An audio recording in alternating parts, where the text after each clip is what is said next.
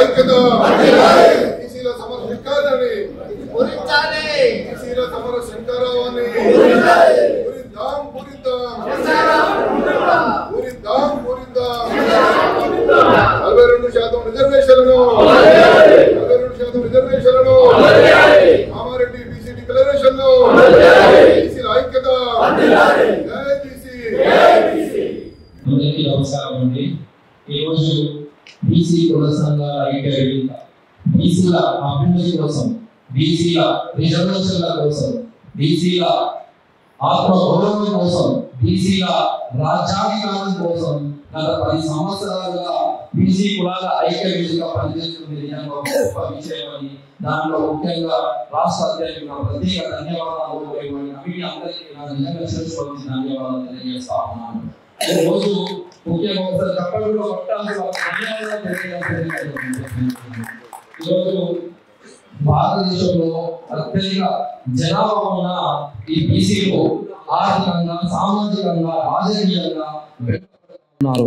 ఆ కారణంగా ఈరోజు అప్పులతో, ఆకలి చావులతో ఈరోజు దుబాయ్కి, ముంబైకి వలసలు పోతున్న వారు బీసీలు ఉండడం చాలా బాధాకరం తెలియజేస్తా ఉన్నాను.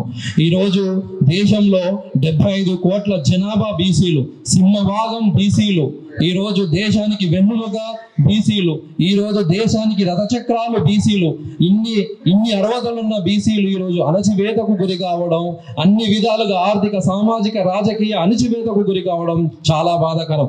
అంతేకాకుండా దశాబ్దాలుగా పోరాటం చేస్తున్న ప్రధాన డిమాండ్లు ఈరోజు పక్కన పెట్టడం అనేది కూడా చాలా బాధాకరం అని తెలియజేస్తా ఉన్నాను. ఈరోజు సమాజంలో అణచివేత కావచ్చు, పేదరికం కావచ్చు, సమానత్వం కోసం కావచ్చు, సాంఘిక వివక్షకు వ్యతిరేకంగా కావచ్చు, అసమానతలకు వ్యతిరేకంగా పోరాటం చేసి త్యాగం చేసిన వీరులు ఎంతో మంది ఉన్నారు. దానిలో జ్యోతిరావు పూలే కావచ్చు, అంబేద్కర్ కావచ్చు. వారిని ప్రేరణగా తీసుకొని, వారిని ఆదర్శంగా తీసుకొని, వారిని స్ఫూర్తిగా తీసుకొని మన హక్కులు సాధన కోసం, రాజ్యాధికారం కోసం, ఆత్మ గౌరవం కోసం మనందరం కలిసి కట్టుగా మన హక్కుల కోసం పోరాడాల్సిన సందర్భం వచ్చిందని, కులాలకు అతీతంగా బీసీలలో ఉన్న అన్ని కులాలను కలుపుకొని రాజ్యాధికార దిశగా ముందుకు పోవాలని ఈరోజు తెలియజేస్తున్నాను. అంతేకాకుండా భారత రాజ్యాంగం తెలిపిన ప్రకారం ఎక్కడ సమాన అవకాశాలు ఉన్నాయి, ఎక్కడ సమాన వాటా ఉంది, ఎక్కడ సమాన భాగస్వామ్యం ఉంది, ఈరోజు బీసీలకు వస్తుందా అని ఒక్కసారి ఈరోజు నేను ప్రశ్నిస్తున్నాను. ఎక్కడైనా అణచివేతకు గురితవుతున్నారు. ఎప్పుడో 94 సంవత్సరాల కిందటి డేటా ప్రకారమే ప్రణాళికలు రచించి మనకు అభివృద్ధి పథకాలు ఏర్పాటు చేయడం కొంత బాధాకరం. ఈరోజు ముఖ్యంగా నేను కేంద్ర ప్రభుత్వాన్ని, రాష్ట్ర ప్రభుత్వాన్ని 2 డిమాండ్లు వాళ్ళు ముందుకు తీసుకురావుతున్నారు. ఈరోజు రాష్ట్ర ప్రభుత్వం వచ్చేసరికి ఈరోజు కామారెడ్డి డిక్లరేషన్ మనందరికీ తెలిసి 2023 కామారెడ్డి డిక్లరేషన్ పేరిట వాళ్ళు హామీ ఇచ్చారు. కులగణన మరియు స్థానిక సంస్థల ఎన్నికల గురించి హామీ ఇవ్వడం జరిగింది. అలాగే 2024 సంవత్సరం వారు అధికారంలోకి వచ్చిన తర్వాత వెంటనే మేము కులగణన చేస్తామని ఏకప్రతిపదం తీసుకున్న విషయం కూడా మనందరికీ తెలిసిందే. తర్వాత విషయంలో మేము అనేక పోరాటాలు చేసినాము.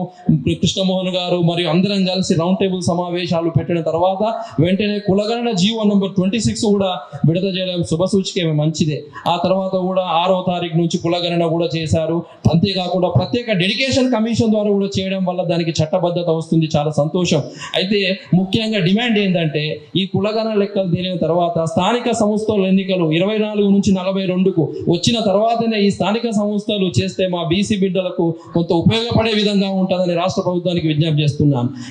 ముఖ్యంగా కేంద్ర ప్రభుత్వానికి అయితే ఈరోజు దశాబ్దాలుగా బీసీలు అందరూ ప్రధాన ఎజెండా కులగణన, దేశంలో కులగణన జరగాలని మరియు ప్రత్యేక మంత్రిత్వ శాఖ వేయాలనేది, మరియు ఏ కులానికి లేని క్రిమిలేయర్ ఒకటి తొలగించాలని ఈ 3 డిమాండ్లు. కులగణన ఎందుకు అంటే ఆయా కులాల మధ్యన అంతరాయాలను తొలగించి మరియు ఆ యొక్క స్థితిగతులు ఎలా ఉన్నాయి, కులాల స్థితిగతులు ఎలా ఉన్నాయి, ఎలాంటి ప్రణాళికలు వస్తే వాళ్ళు బాగుపడతారు. ఈరోజు సంచార కులాలు ఎంత దారుణమైన దారిద్ర రేఖకు దిగువగా ఉన్నారు, ఎన్నో పరిస్థితులు దారుణంగా ఉన్నాయి. సో ఈ కులగణన అనేది దేశానికి ఎక్స్రే లాంటిది. కులగణన అనేది సామాజిక న్యాయం సాధించాలంటే కులగణనతోనే సాధ్యం.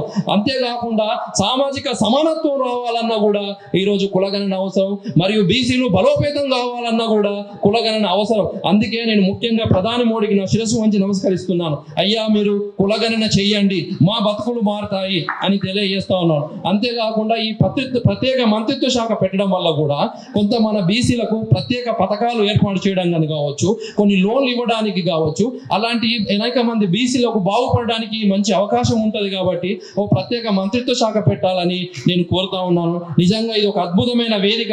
ఈ వేదిక ద్వారా నేను రాష్ట్ర కేంద్ర ప్రభుత్వాలకు చెప్పడానికి నాకు అవకాశం ఇచ్చినందుకు ముఖ్యంగా బీసీ కుల సంఘాల ఐక్య వేదిక మరొకసారి నా ధన్యవాదాలు తెలుసు తెరవు తీసుకుంటా ఉన్నాను. Thank you.